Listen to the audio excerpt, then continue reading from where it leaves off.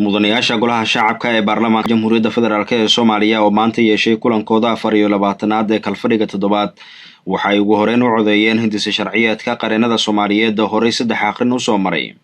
waxaana natiijada codeynta ku dhawaaqay gudoomiyaha golaha shacabka mudane Maxamed Mursal Sheekh Abdiraxmaan oo kulanka shir gudoominayay laba qof ama laba xildhibaan ayaa ka aamusay wax diiday ma laha waxa ogol u codeeyay 139 xildhibaan sidaas uu ansax ku yahay gudoomiye ku-xigeenka guddiga awqaafta arrimaha diinta cadaaladda iyo garsoorka ee golaha shacabka xildhibaan Cali Yuusuf Cusmaan Cali Ganay ayaa mudanayaasha golaha shacabka uga mahadceliyay ansixinta hindise sharciyeedkan anigoo ku hadlaya magaca guddiga cadaaladda arrimaha diinta ee awqaafta waxaan baarlamaanka federaalka Soomaaliya baarlamaanka golaha shacabka uga mahadcelinayaa sida quruxda badan ay u ansixiyeen sharciga qareenada Soomaaliyeed aad iyo aad ka mahadcelinayaan sidoo kale mudanayaasha golaha shacabka ayaa aqrinta koobaad marsiiyay hindise sharciyeedka hay'adda baaritaanka iyo sharciyeynta beeraha Soomaaliyeed waxaana warbixinta la xiriirta muhiimadda hindisahan golaha ka hor aqriyay xildhibaan Saciid Xuseen Ciid oo ah hay'adaha wasiirka wasaaradda beeraha iyo waraabka ee Soomaaliya si waafaqsan qodobada 27 iyo 126 dastuurka ku-meelgaarka Jamhuuriyadda Federaalka Soomaaliya wasaaradda beeraha iyo waraabka waxay diyaarisay hindise sharciyeedka adeegyada baaritaanka beeraha Soomaaliyeed oo loogu talagalay inuu maareeyo badbaadada beeraha iyo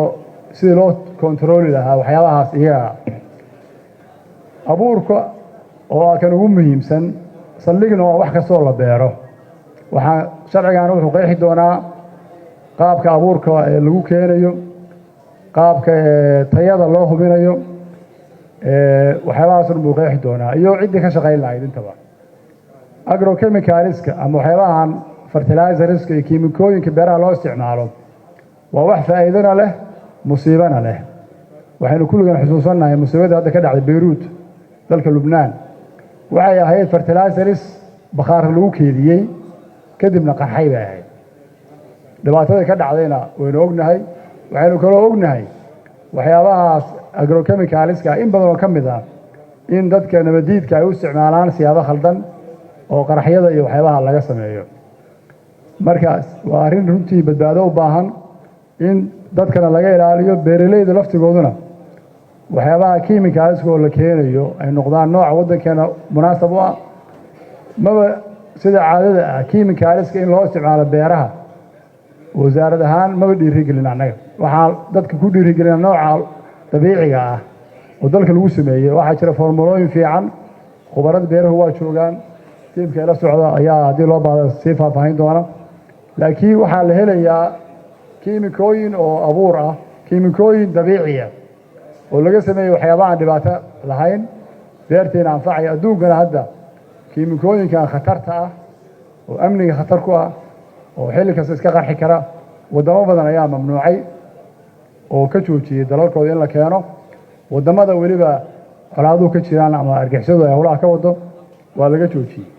qaar ka mid ah mudanayaasha golaha shacabka ayaa wasiirka oo ay sidoo kale la socdeen agaasimayaal iyo la taliyayaal wasaaradda beeraha ka tirsan weydiiyay dhowr su'aalood oo hindise sharciyeedkan la xiriira isagoo wasiirka su'aalaha la weydiinayay toos uga jawaabay arrinta GM Foodko Cabdi Cali uu yiri wasiirka taageeray ama uu oleeyay waa wax aad la yaab leh waxa ogtiin Soomaaliya galeeyda ugu badnay taariikhda intaan wasiirka ahaa WFP beerlada ka iibsatay 14,000 metric ton ayaa WFP beerlada Soomaaliya ka iibsatay anu markaan imid tirada ugu badneed gatay 2,000 metric ton bay ahayd anaa Talyaaniga tagay WFP madaxweynaha la fariistay inay waxa kaliya aan ka rabno naga joojiyo raashinka aan soo daadinaysan marka beeruhu soo go'aan beerlada ka iibsada way ka iibsadeen record bay leedahay wasaaraha ka qayb galay iskaashtooyinka ka qayb galay guddiga beeraha markhaati ka ah golaha baarlamaanka 14,000 metric ton oo galey ah ayaa beerlada shabeellada hoose waxa ka iibsaday WFP lacagtana iyaga koomada loogu shubay annagu mas'uul kama ahayn dhinaca kale mudanayaasha golaha shacabka ayaa loo qaybiyay dib u eegista miisaaniyadda dawladda 2020 ee golahu hore u ansixiyay Ibraahim Gudle Isxaaq raadiyo telefishinka qaranka Soomaaliyeed xarunta golaha shacabka Muqdisho.